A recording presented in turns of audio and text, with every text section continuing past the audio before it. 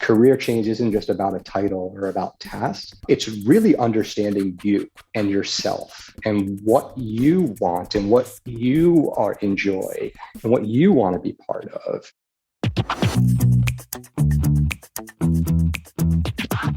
This is the Happen to Your Career podcast with Scott Anthony Barlow. We help you stop doing work that doesn't fit you, figure out what does, and make it happen. We help you define the work that is unapologetically you and then go get it. If you feel like you were meant for more and you're ready to make a change, keep listening. Here's Scott. Here's Scott. Here's Scott. You might not know this about the HTYC podcast, but before I hit the record button with our clients to share their story of how they changed their career, I almost always share the same thing.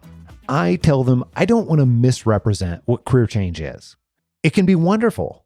Also, sometimes when we get a snapshot in time in the form of a 35-minute long podcast episode, you don't always get the full picture. So I ask our clients to share not just the great parts of their career change, but also what was hardest about it, what were their challenges, and what was different than what they thought. The challenge is that when things are bad, you don't expand that further into organizations that don't quite fit that, but sound like it could be okay. Or maybe that's role, like you start to creep a little bit outside of it because things are going tough. And it's hard, but if you can maintain that uber focus, you'll get to the place that you want to be. Things are great for Eric now with his new role at Tonal, but his career change was far more challenging than what he thought it would be.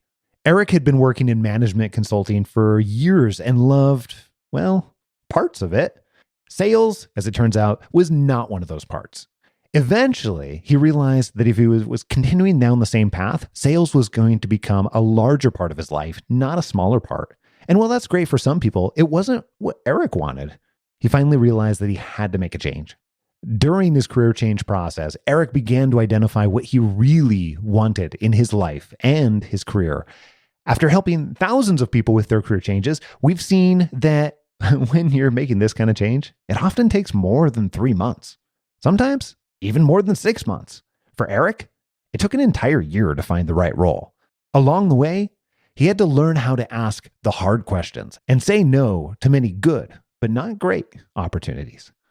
My background was mostly in management consulting, and I really sort of found my way into that after my various degrees, just because I wasn't really sure what I wanted to do. I enjoyed the aspect of being able to work on challenging problems and being able to do them with a variety of clients in a variety of industries. And so the consulting industry allowed me to do that. And I always thought it would be a way to figure out what I wanted to do. Looking back, it turned into just me staying in that and just doing that until I got to the point where I realized it wasn't sustainable. It wasn't sustainable because the only way in that industry to grow in terms of level and stature was through sale. And that's just not what I'm natural at from a professional sales. I would say I have the type of personality where I can talk to people and about products and things of that nature. And I might sell it, but I can't walk into an office and sell a multi-million-dollar ERP project. It just doesn't sound natural from me. And that was really what was holding me back. It was holding me back overtly. And then at one point it held me back overtly. And it realized that just wasn't a sustainable long-term career growth for me. And so I wanted to find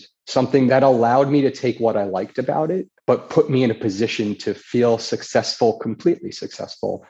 When you had that realization that sales was probably the path that you would need to take to stay where you were at, but that didn't really align with what you wanted, was that how you knew it was time to leave that area or leave consulting? Or was there something else that occurred along the way that caused you to realize, hey, it's time to leave? I think there were some other things as well. I think there was, moving around to different companies to try to find a place that felt more natural and more at home. Once I realized that I was continually moving, I started to think, was it because the companies that I were at that I wanted to move, or was there something bigger going on here that I needed to reflect on some more?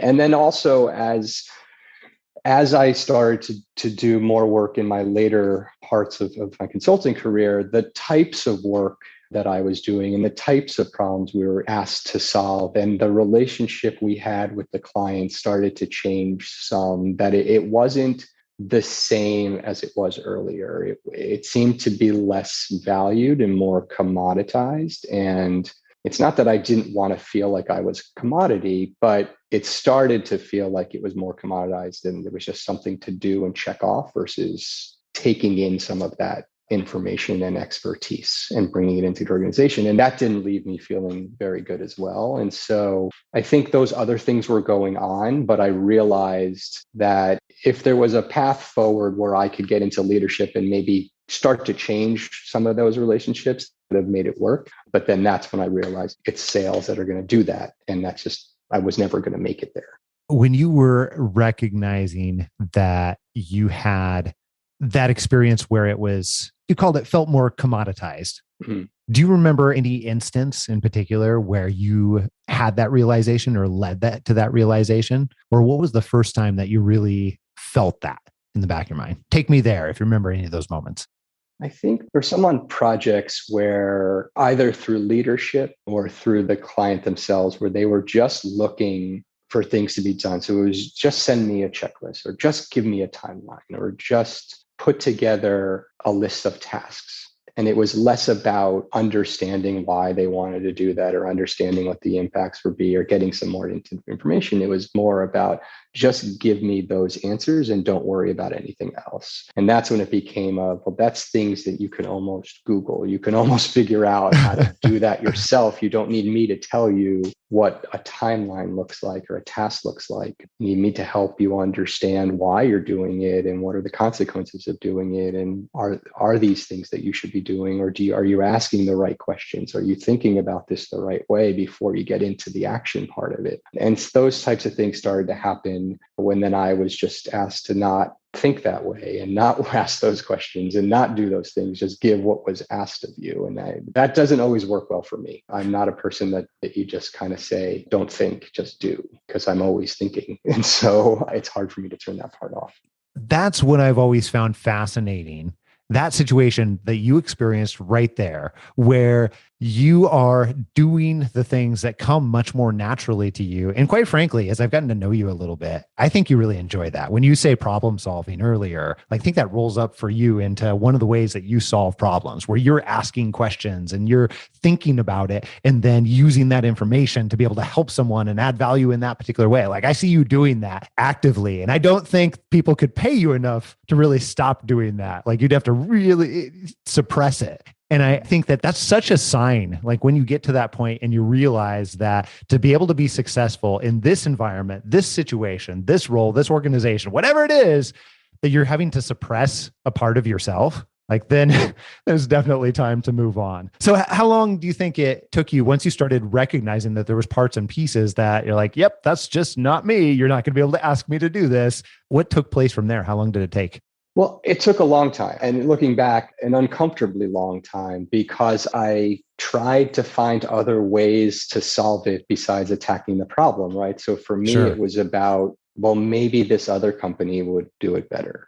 And then, no, it didn't. Well, that's twice. Well, maybe a third time. Maybe this other company is going to do it better. And you get into that where it's easier to try to find something analogous to what you're doing and maybe hope the environment in which you do it in will help solve some of the things for it, as opposed to taking the hard look and realizing that it's not necessarily just the environment, it's the actual types of tasks that you're being asked of doing, which aren't changing that much depending on the company.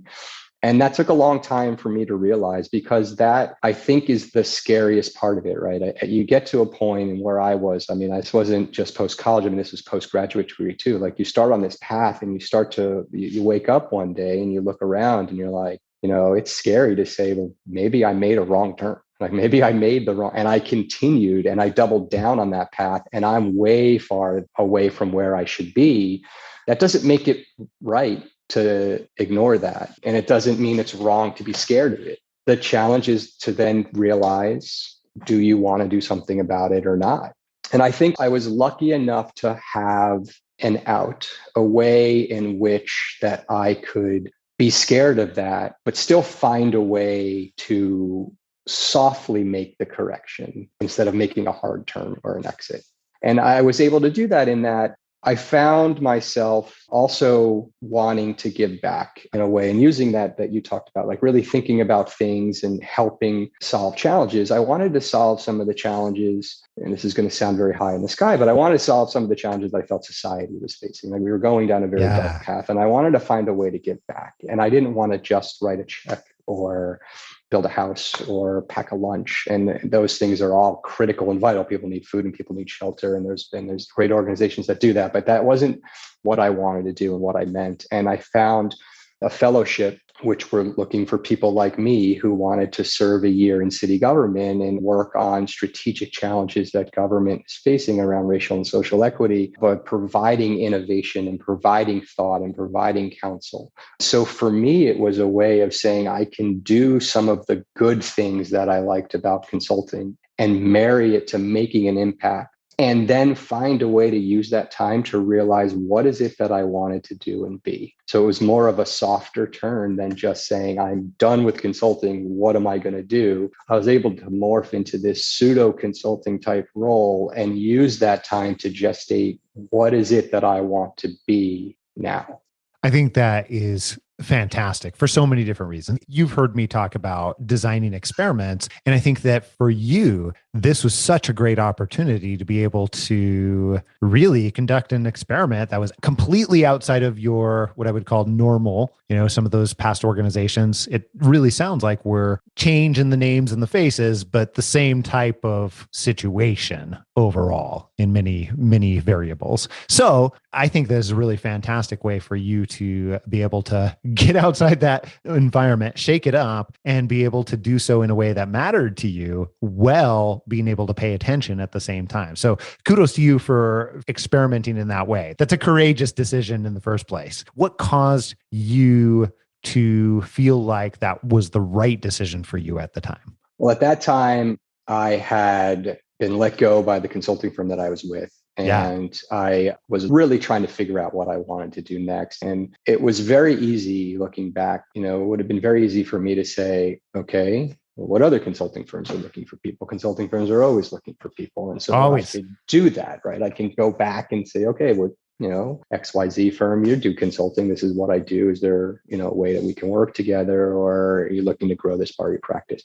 But something inside me just realized that wouldn't have been as exciting for me. And it just happened to be a chance encounter that I got a LinkedIn message from this nonprofit that wanted to at least see if I was interested in talking about this opportunity about helping. And that had been going through my head anyway. So it just was a good opportunity for me to do things, as I said, softer, right? It wasn't completely being unemployed and figuring out what I wanted to do. It was giving help in a structured way that was set for a year. It had set goals. There was a small stipend. So at least I felt like I was still quote unquote employed, but I was going to then use that time as doing two things, as helping society in the way that I wanted to, and then taking a moment for me and saying, who am I and what do I want to be? I didn't pretend to think that government is where I wanted to work. I was open to it, but it wasn't the reason to take it. It was more of, it would give me the opportunity to use the skills that I had in a new way and find the time to figure out who I want to be, so that when I then look for what's next for me, I'm doing it from a place of, I'm not just looking for the next consulting job because that's easy. I'm looking for the next career move for me so that I could have a more structured career, longevity in a career, that I'm putting myself on the right path. It was almost like a moment in time where I could say, I'm stopping on this road. I don't know what road I'm going to be on next, but I know it's going to be another road. And let me look at all the maps that I can find and figure out what road do I want to be on next and put myself onto that road. I vaguely remember the first conversation you and I had. I told you I loved some of the analogies that you were coming up with. And, I think this is a great one because honestly, this is the equivalent to, instead of just like keeping on driving anywhere and just like feeling like you're making momentum, but really you're not. This is the harder thing to do in so many different ways, like pulling over to the side of the road and saying, okay, hold on, let's pull out the map. Where do we actually want to get to here? Okay, what's the best way to get here? And that it's a courageous decision, quite frankly. I don't think that that's always acknowledged versus just keep on the same path, keep driving. So really nice job. I'm also curious about looking back on that experience. After you went through the fellowship, what do you feel like were some of your biggest takeaways about what you wanted in your next step and beyond? I think it reinforced that there were aspects of working on strategic initiatives and challenges that are done outside of being a consultant, that there are ways to do that and there are opportunities to do that. And those are the tasks that still got me excited and still had me want to go to work every day and want to do those types of tasks. I still was able to understand more about how I am as a person in terms of building relationships, right? Like you think you're good at that. And in consulting, you're artificially put in that way where you're building relationships because you're working on the same client and you're doing something together. And I always thought I was very good at that. This allowed me to come into an industry like government and do the same thing, but not from the same starting point. And so I was able to reinforce that that is something that I'm very good at. And being with people and working with people and bringing people along on the journey and pulling insights and thoughts from people are all things that I do get excited about and want to do. So it reinforced a lot of what I thought about myself, but it also gave me the opportunity to spend time, as I mentioned, like really thinking about, well, what does that mean? What are the other things? What don't I know about myself that I could use this time to find? And then who can help me with that?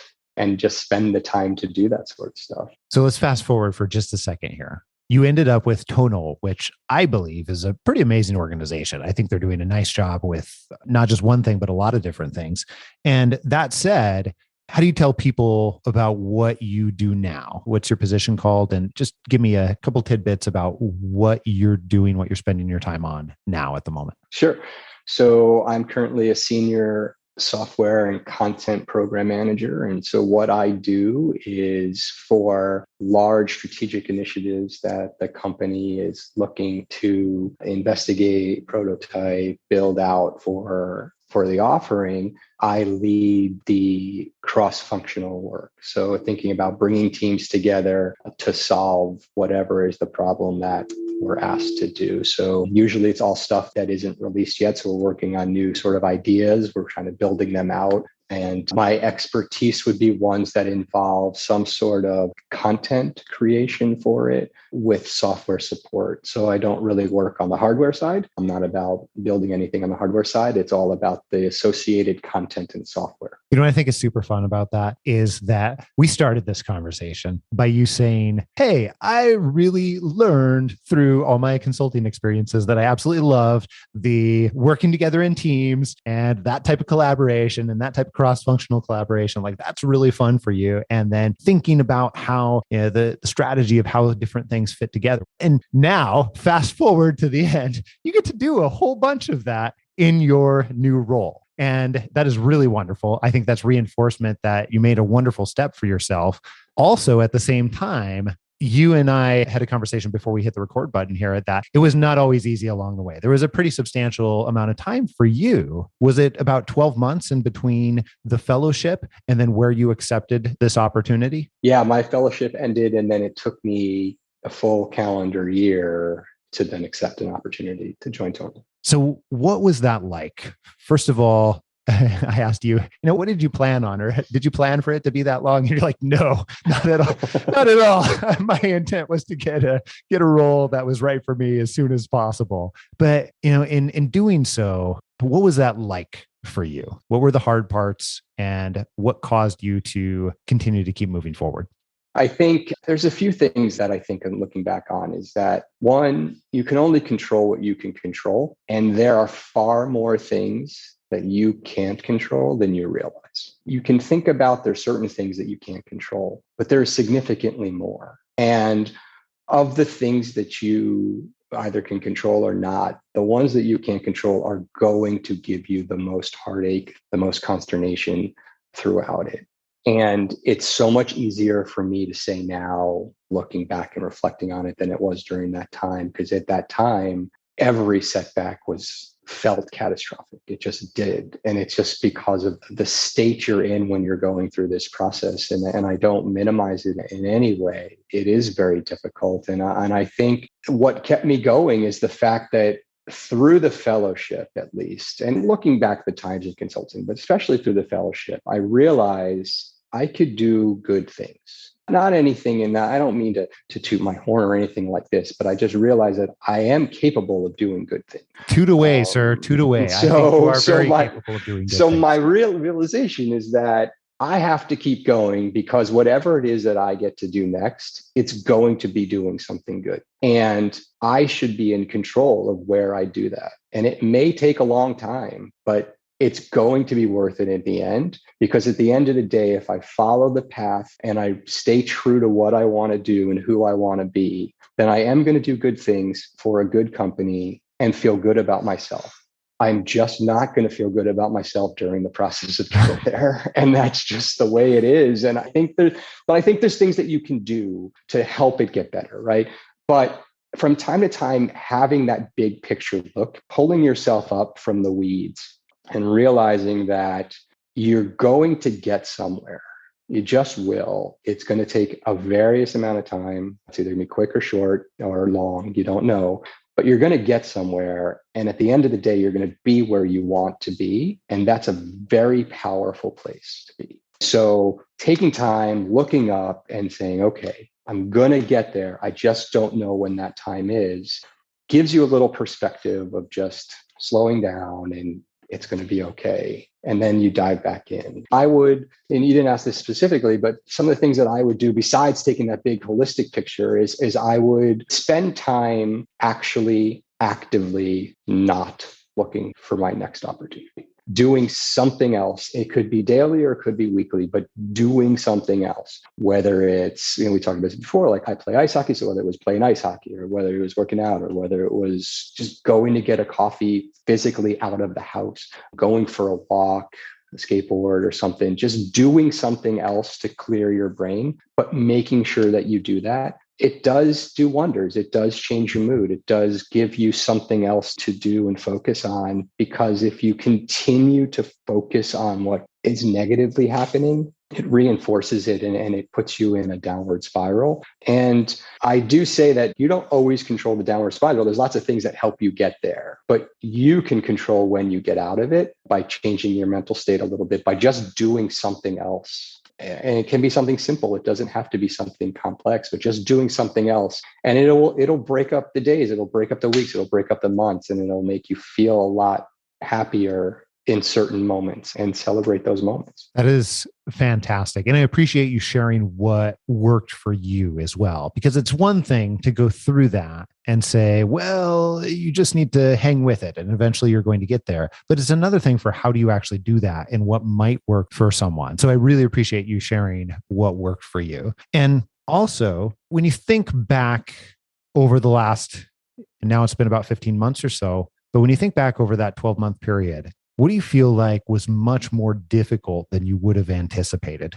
I think the biggest challenge really was the networking piece. It wasn't really the conversations. It was getting the traction. It was getting the conversations. I think, and this goes back to what you can control and what you can't control. You can control what industries you want to pursue, what companies you want to pursue, what people you want to target. What you can't control is their reaction and their willingness and their ability to meet you where you want to be. And I mean that in a simple way of you want to have a conversation just to explore what they do or explore the company, explore the industry. You can't control how receptive they are to it. And that's the challenging part. And I had a lot of moments where I would use a lot of the learnings that I got from you and about how best to reach out and how best to structure your reach out and plan your meetings, blah, blah, blah. And I would make headway in terms of getting connections and people that would want to meet.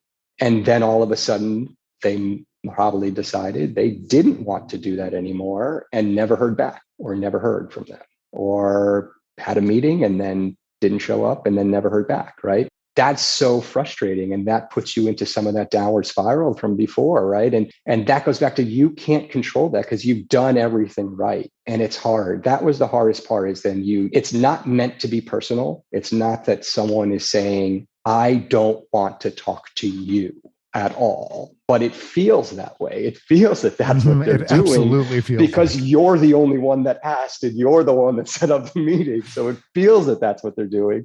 But, people have different motivations, and people use tools for different things. And so if you find yourself in a way that you're getting people to say yes to connecting you on LinkedIn and then never hearing from them again, or responding to one message in a positive way and then never hearing from them again, it's hard, but it's one of the things that happens. And understanding that people's motivations are different, and you can only control asking. And then you can control the environment in which you have the conversation, but there's very little else that you can control about that. And finding a way to have comfort in that. The positive was that person did say yes at one point in time. That's a positive thing. Celebrate that and realize that if that gets replicated, that next person maybe then will follow through and have the conversation with you. So trying to look back and find the positives in what happened in a very negative situation is helpful. But that was the most challenging part of the whole thing.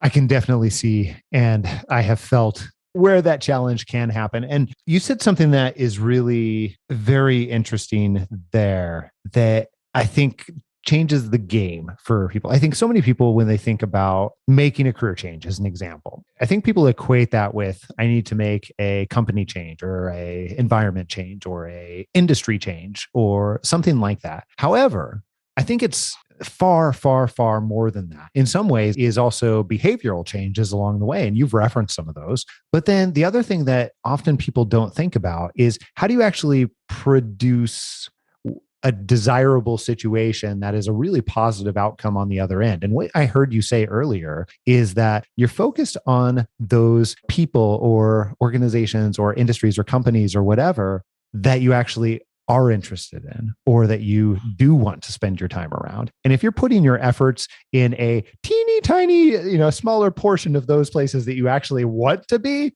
eventually, as long as you are continuing to move down that path, and this is what I saw you do really, really well, you continued to find ways to keep moving down the path, looking at that larger purpose of, hey, I know that I can do good work someplace. And I know that when I get there, I'm going to be able to contribute in a different way. And it almost sounded like you felt obligated to continue on down that path.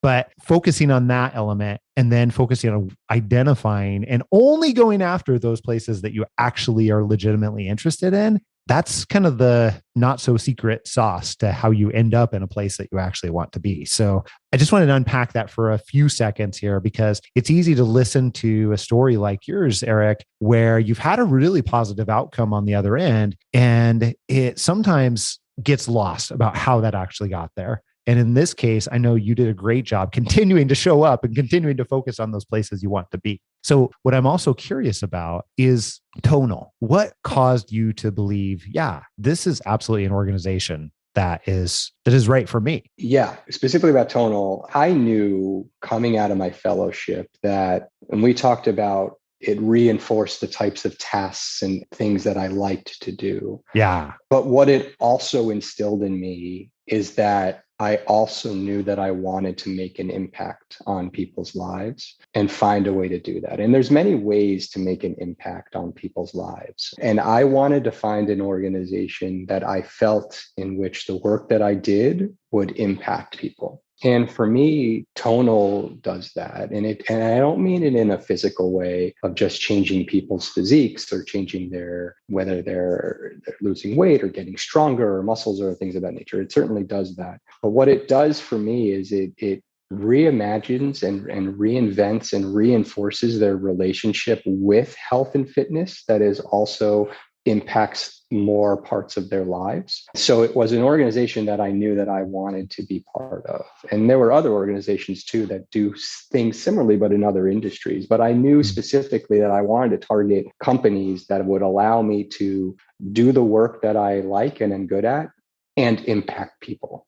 And so it was one of those things that I knew that I needed to narrow what that was and be uber focused on what that was so that I could facilitate the right conversations and do the right research. And one of the things that you said earlier about related to what I'm just saying is that that's incredibly hard to do. And I don't mean it was hard for me. It's a hard thing for people to do. It takes a lot of the work that you alluded to, which isn't just career change, isn't just about a title or about tasks. It's really understanding you and yourself and what you want and what you enjoy and what you want to be part of. And when you do that and you find the industries and the companies, you can continue to focus, like you said, and you'll get to a good spot. The challenge is that when things are bad, you don't expand that further into organizations that don't quite fit that, but sound like it could be okay. Or maybe that's role, like you start to creep a little bit outside of it because things are going tough.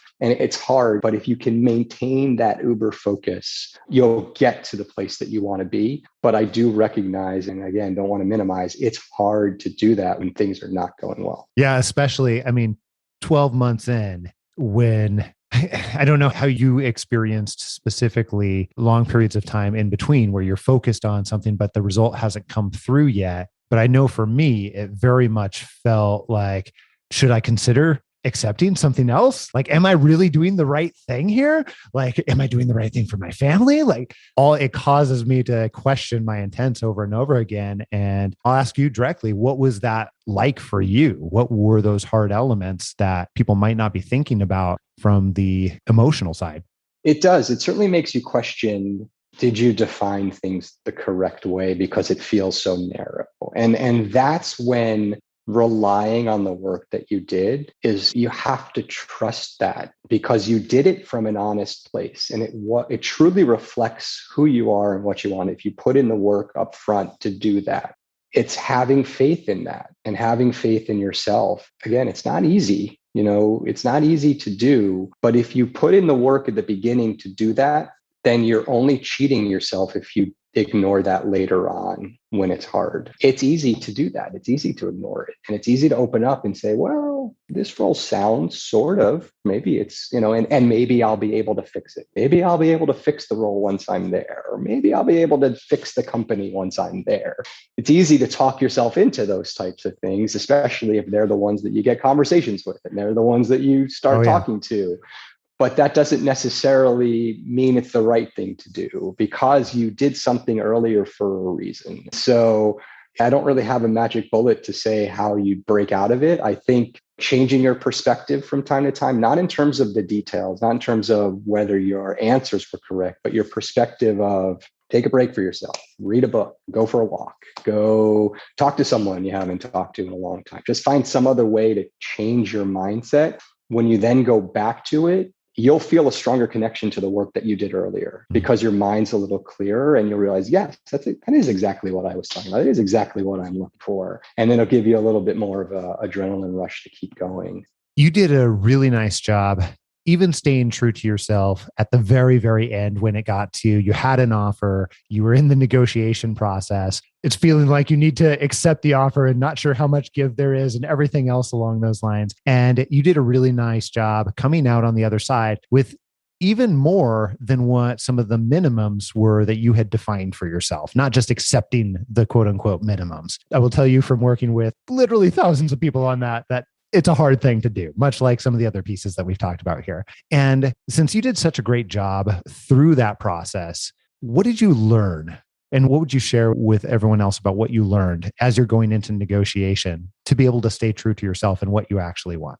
I think a couple of things, and thank you for those. I appreciate the kind words. I think a couple of things. The first thing is having support from people, right? To bounce ideas off, to get information that I didn't know, to ask the question of, am I crazy here? Or should I ask this? Or is this out of bounds? Or is this, how do you think, and scenario, how do you think this is going to be responded to? Or what about this type of wording? How would you react to that? So having that support there is important. And then going back to the understanding of you, understanding what is important to you. If a certain title or dollar amount or total package is critical to you, then knowing that's what you need to find. I think in my particular case, I had a sense of what I felt my worth was. I don't have any true empirical evidence of my particular worth to the world, but I had a sense of what I think it would be.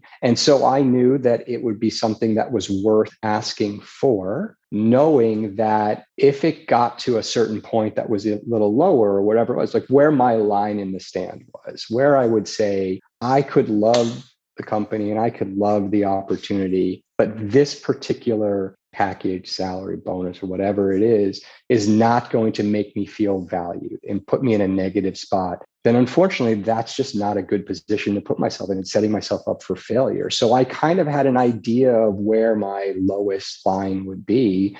And just knowing that I would make these decisions if I had to.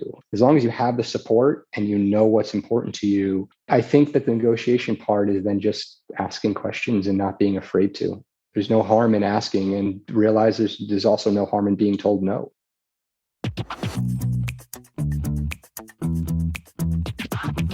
Most of the episodes you've heard on Happen to Your Career showcase stories of people that have taken the steps to identify and land careers that they are absolutely enamored with, that match their strengths and are really what they want in their lives. If that's something that you're ready to begin taking steps towards, that's awesome. And we want to figure out how we can help. So here's what I would suggest. Take the next 5 seconds to open up your email app and email me directly. I'm going to give you my personal email address, scott@happentoyourcareer.com. Just email me and put conversation in the subject line. And when you do that, I'll introduce you to someone on our team who can have a super informal conversation with, and we'll figure out the very best type of help for you, whatever that looks like, and the very best way that we can support you to make it happen. So send me an email right now with conversation in the subject line. Here's a sneak peek into what we have coming up in store for you next week.